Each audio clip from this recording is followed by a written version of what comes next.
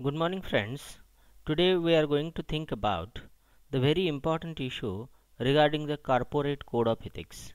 In this particular unit, we are going to think about the useful ethics in the corporate world. मित्रांनो, आपण कोणत्याही खाजगी कंपनीत काम करत असताना तिथले इथिक्स फॉलो करणं किंवा ते पालन करणं हे अत्यंत महत्त्वाचं असतं आणि त्याचे काय फायदे असतात हे आपल्याला जॉब करत असताना किंवा नोकरी करत असताना लक्षात येतं. जर आपण त्यांची इथिक्स अतिशय प्रामाणिकपणे किंवा अतिशय सिन्सिअरली फॉलो केली तर डेफिनेटली त्याचा एक ॲडव्हान्टेज किंवा त्याचा फायदा आपल्याला मिळाल्याशिवाय राहणार नाही. आणि त्यामुळे आपण एक गोष्ट लक्षात ठेवली पाहिजे की advantages of code of ethics कोणती आहेत हे समजून घेणं गरजेचं आहे. Code of ethics can be used to handle the outside pressure.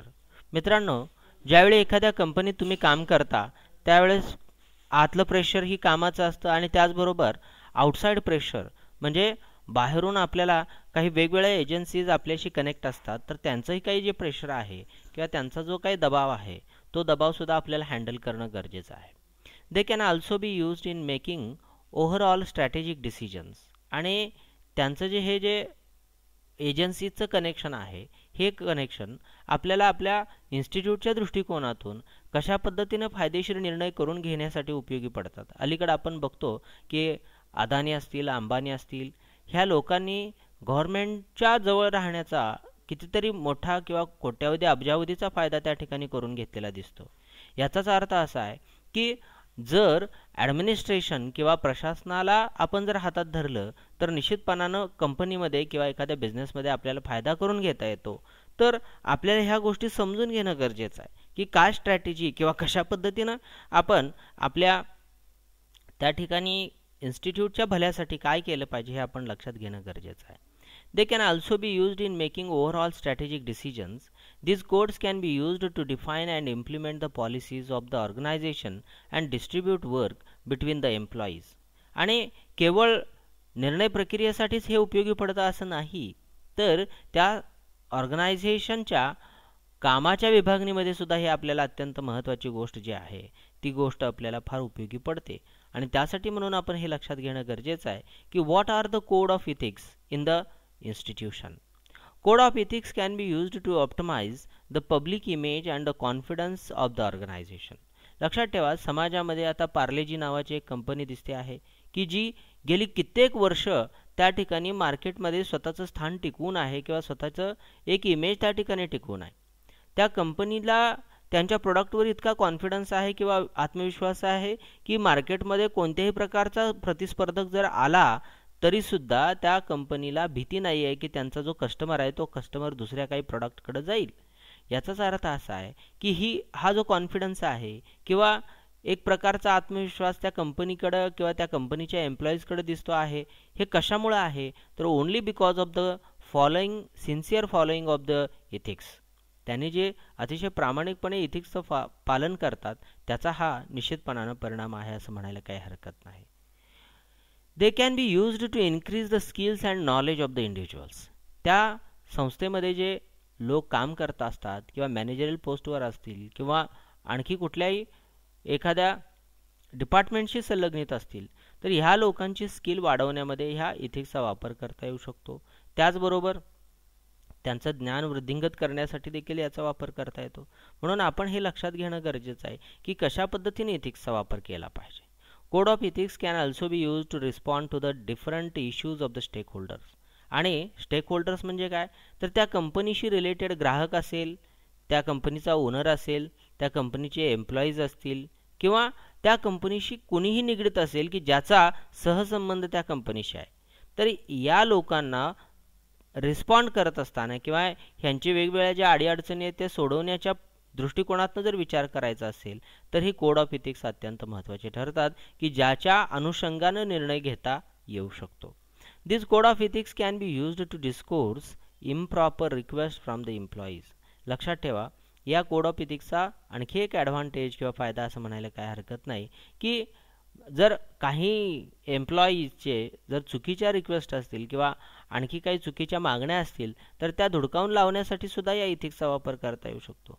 समजा अननेसेसरी त्या ठिकाणी पगारवाढ एम्प्लॉईज मागत असतील तर तेही इथिक्समध्ये बसणार नाही आहे आणि या इथिक्सचाच फायदा घेऊन मॅनेजमेंट म्हणू शकतं की तुम्हाला अपॉइंटमेंट देत असताना तुम्हाला ज्या पर्सेंटेजचे इन्क्रीमेंट त्या ठिकाणी ठरलेलं आहे ते आम्ही देणारच आहोत, पण तुम्ही अननेसेसरी जर इन्क्रीमेंट मागायला लागला 10%च्या ऐवजी समजा एक 30% 40% पगारामध्ये वाढ मागत असाल तर ते अनइथिकल होऊ शकतं. अशा पद्धतीनं मॅनेजमेंटला आर्ग्यू करायला त्या ठिकाणी जागा राहते. आणि त्याचबरोबर कामगारांच्या दृष्टीनं विचार केला तर त्यांच्याही दृष्टीनं 10% वाढ ही गॅरंटेड किंवा अगदी खात्रीशीर ते हक्कानं कंपनीकडे मागू शकतात.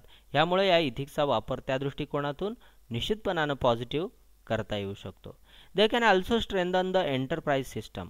लक्षात ठेवा, या कोड ऑफ इथिक्सचा उपयोग आणखी महत्त्वाची गोष्ट कोणती असेल तर त्या ठिकाणी या कंपनीचा जो उद्योग आहे किंवा या कंपनीचं जे काही ट्रान्झॅक्शन चालू आहे या ट्रान्झॅक्शनच्या इम्प्रूव्हमेंटमध्ये त्या ठिकाणी करता येऊ शकतो.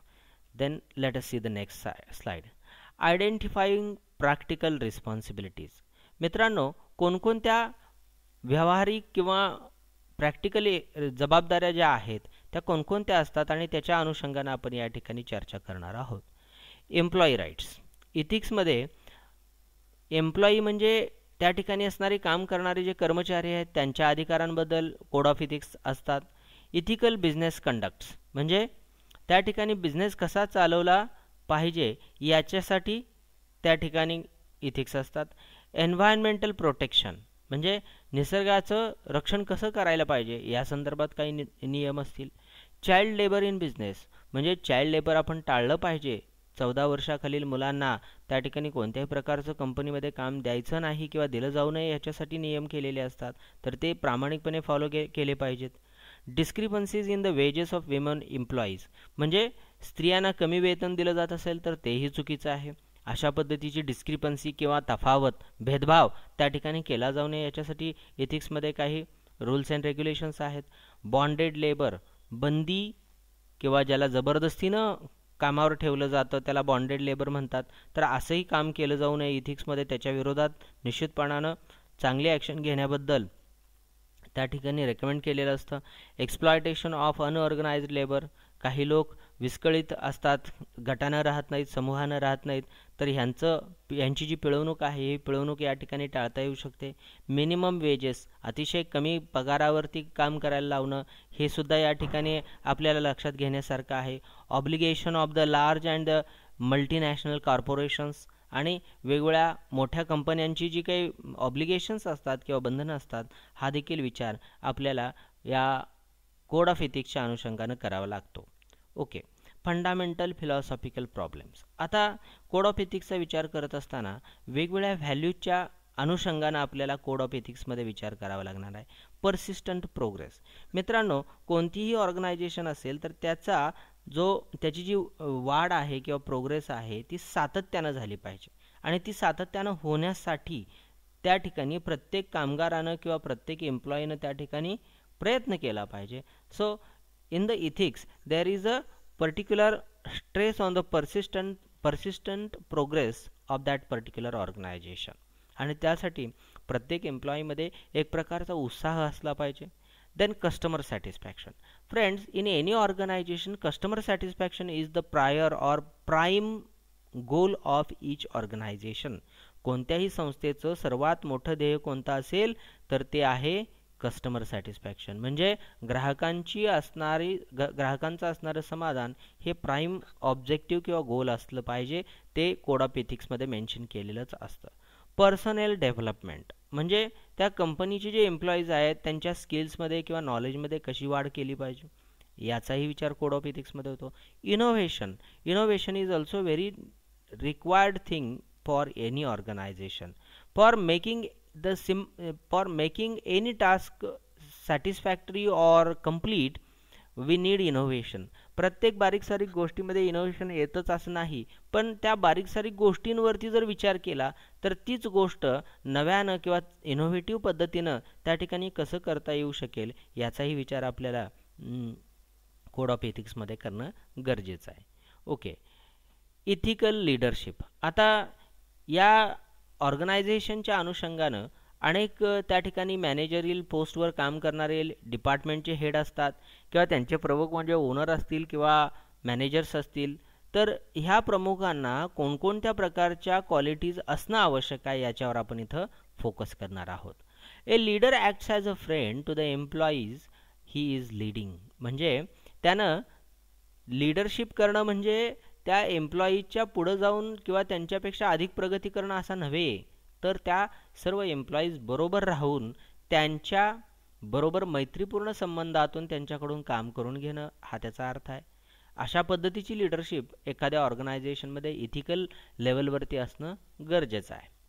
ए leader recognises the potentialities of the individuals and transform them into realities. बघा, या ठिकाणी काही व्यक्तींमधलं जे पोटेन्शियल आहे किंवा सामर्थ्यस्थळं आहेत, ती व्यक्तीतली सामर्थ्यस्थळे ओळखून त्याला त्या पद्धतीचं काम दिलं पाहिजे आणि त्याला त्या पद्धतीची संधीसुद्धा दिली पाहिजे, असं या इथिक्समध्ये सांगण्यात आलेलं आहे. A leader wins the confidence of the employees of an organisation.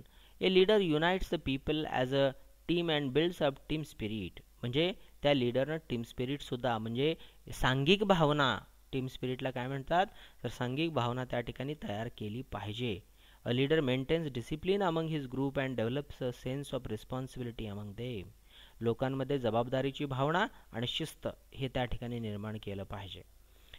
A leader builds up a high moral among the employees of the organisation. त्यानं लोकांचं नैतिक धैर्य जे आहे ते धैर्य वाढवलं पाहिजे आणि त्याचबरोबर अल्टिमेटली ऑर्गनायझेशनचंही धैर्य वाढवलं पाहिजे. He motivates his group in order to achieve the goals and objectives of the organisation. तो लोकांना प्रेरित करतो, प्रोत्साहन देतो. कशासाठी तर ऑर्गनायझेशनचं जे गोल आहे किंवा उद्दिष्ट आहे ते पूर्ण करण्यासाठी. A leader maintains the ethical standards among the employees of an organisation. त्याचबरोबर इथिकल स्टँडर्ड जे आहे ती स्टँडर्ड्स त्या ठिकाणी घेतली पाहिजेत किंवा मेंटेन केली पाहिजेत, तर आणि तरच त्याला चांगला लीडर म्हणता येऊ शकतं. A leader acts as a link between the work groups and the forces outside the organization.